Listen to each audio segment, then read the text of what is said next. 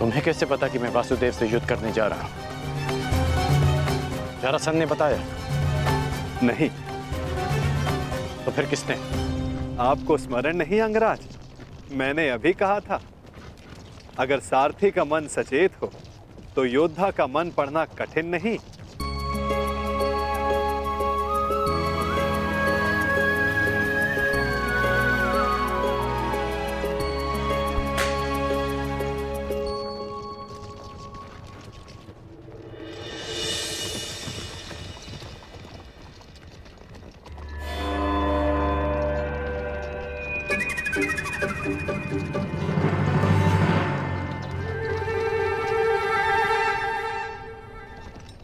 सारथी, और तीव्र और तेज चलाओ।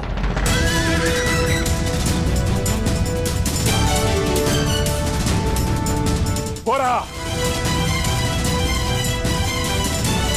और तीव्र।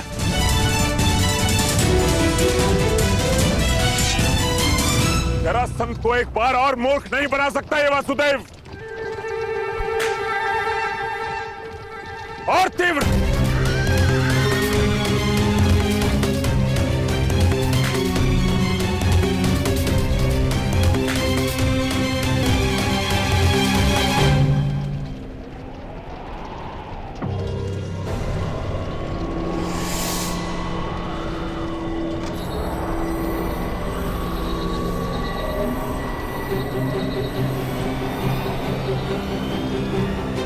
कहां गया ये छलिया?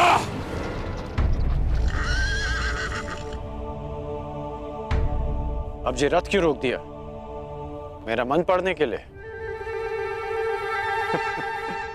मन पढ़ने के लिए नहीं, मार्ग पढ़ने के लिए। यदि लक्ष्य तक की यात्रा लंबी हो तो बीच बीच में रुककर मार्ग जांच लेना चाहिए।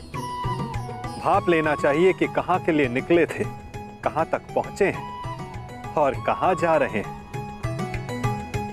और ये यात्रा आवश्यक है या नहीं।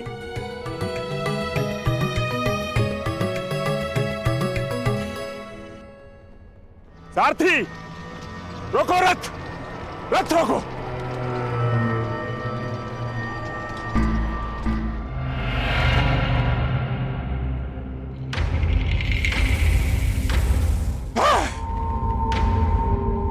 फिर से जरासंध की आंखों में धूल झोंक है ये कृष्ण, परंतु यह जरासंध भी हार नहीं मानेगा। चलो सारथी।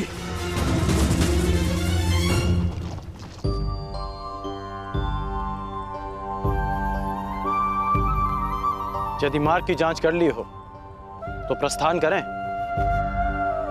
रथी को समय पर लक्ष्य तक पहुंचाना भी सारथी का ही कर्तव्य है। सत्य कहा आपने, परंतु एक बार पुनः विचार कर लीजिए अंगराज।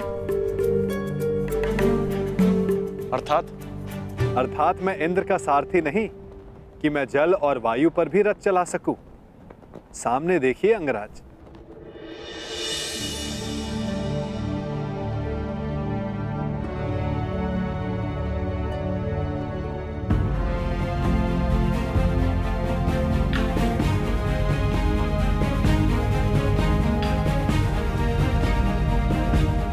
यहां नदी कैसे आ गई?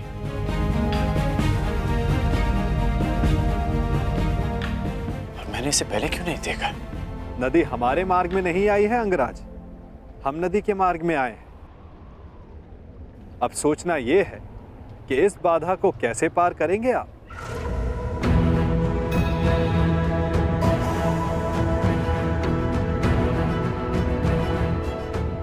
इस प्रश्न का मेरे पास क्या उत्तर हो सकता है? क्योंकि महारथी आप हैं, महान धनुधर हैं, दिव्य अस्त्रधारी हैं। सुना है आपके पास अग्निबाण भी है।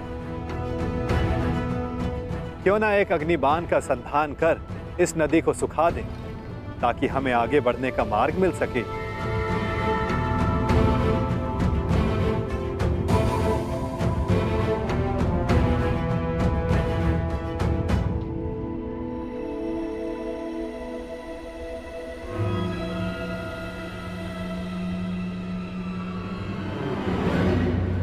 आपके लिए समय से ज्यादा महत्वपूर्ण और कुछ है? दुर्गम मार्गों में रथी का कर्तव्य बनता है कि वो अपने सारथी की सहायता करे। यदि रथी सहायता नहीं करेगा तो सारथी लक्ष्य तक उसे कैसे पहुंचाएगा समय पर?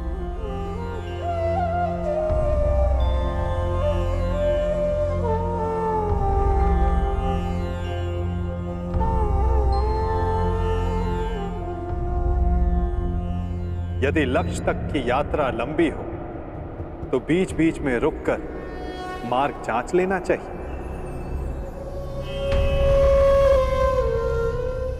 भाप लेना चाहिए कि कहां के लिए निकले थे, कहां तक पहुंचे हैं और कहां जा रहे हैं, और ये यात्रा आवश्यक है या नहीं।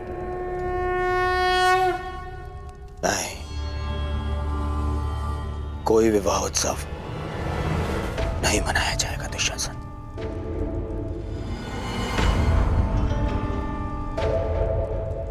दुर्योधन तब उत्सव मनाएगा जब उन पांडवों का अंत हो जाएगा। उत्तम दुर्योधन, उत्तम।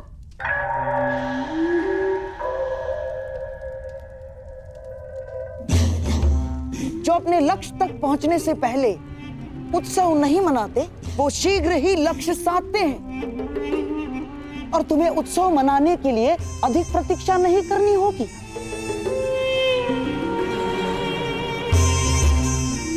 पुरोचन अधिकतम अगली पूर्णिमा तक लाक्षागृह का निर्माण कर ही देगा।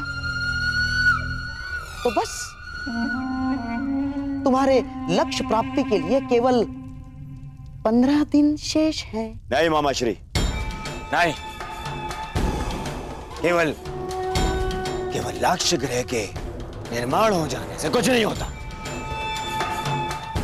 प्रश्न तो ये है कि क्या हमारे कहने पर ही वो पांडव वहां जाने के लिए प्रस्तुत होंगे? अवश्य होगा मेरे होने वाले सम्राट, अवश्य होगा। विशेषकर तब जब वर्णावत में हस्तिनापुर के युवराज का सम्मान और सत्कार करने के लिए वहां उन्हें बुलाया जाएगा। ये केवल संभावना है मामाश्री, संभावना। यदि उन्होंने वहां जाने से मना कर दिया तो गाय को अपने वश में कर लो तो बछड़े अपने आप विवश हो जाते हैं। ठीक उसी प्रकार पांडवों की माता श्री कुंती का सत्कार किया जाए तो उसके 5 पुत्रों को आना ही होगा। यदि वो 5 उंगलियां हैं तो कुंती उनका शरीर है, शरीर। वो जहां जाएगी ये 5 उसके साथ जाएंगे ही।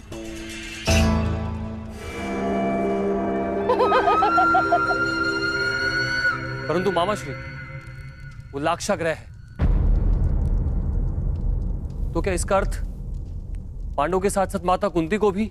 अति उत्तम दुशासन, अति उत्तम।